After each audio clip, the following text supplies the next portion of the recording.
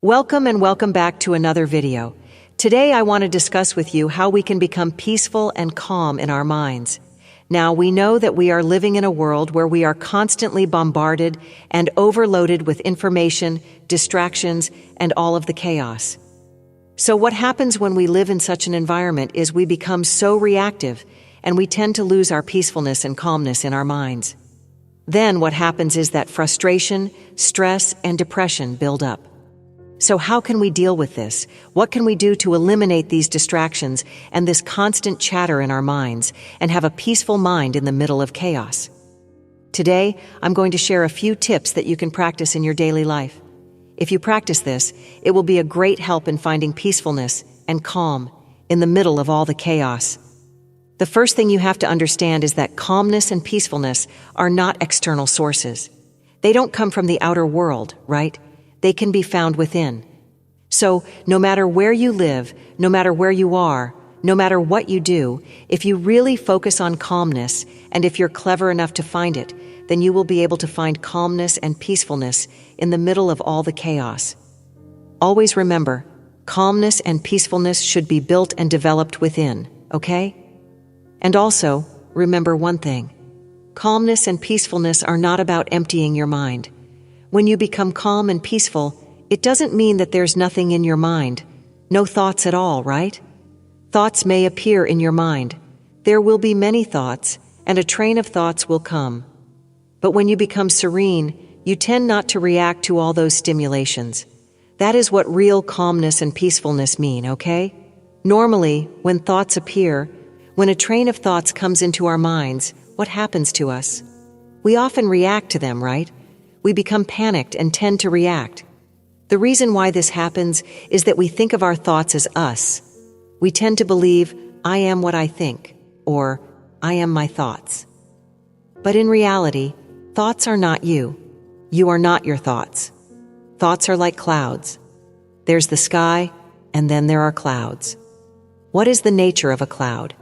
It comes, it swirls around, and then it goes. Sometimes the sky is cloudy, sometimes it's moody, sometimes the clouds are scattered, and sometimes the sky is empty. You are like the sky, and your thoughts are like the clouds.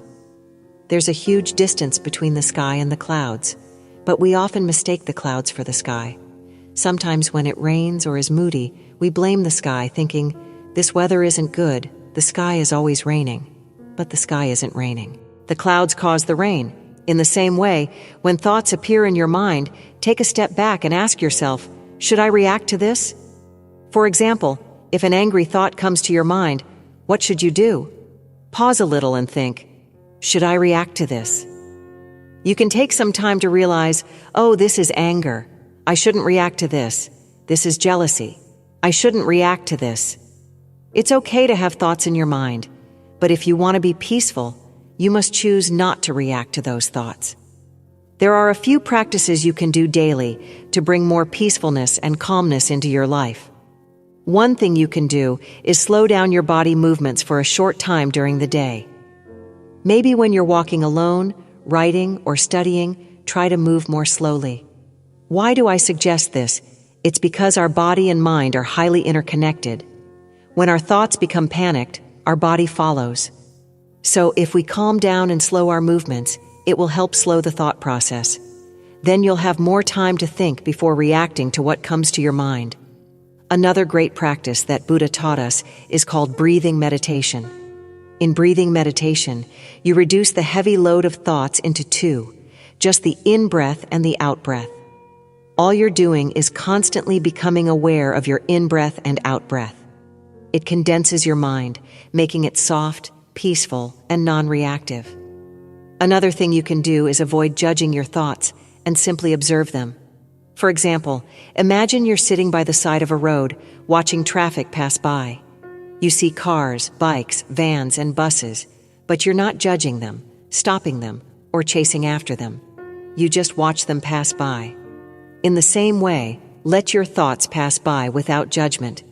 When you become less reactive to your thoughts, you'll find calmness and peacefulness within your mind. Let me share with you a story that perfectly illustrates the power of detachment and calmness in the face of life's ups and downs. The story of the wise farmer. Once there was a wise farmer who had a beautiful horse. One day the horse ran away.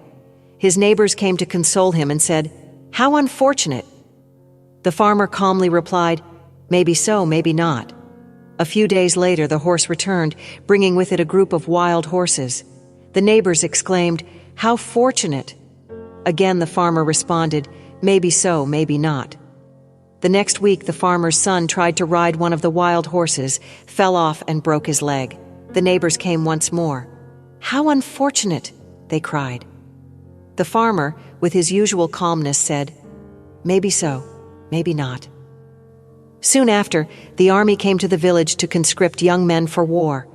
Because the farmer's son had a broken leg, he was spared. The neighbors said, "How fortunate!" The farmer, as always, simply replied, "Maybe so, maybe not."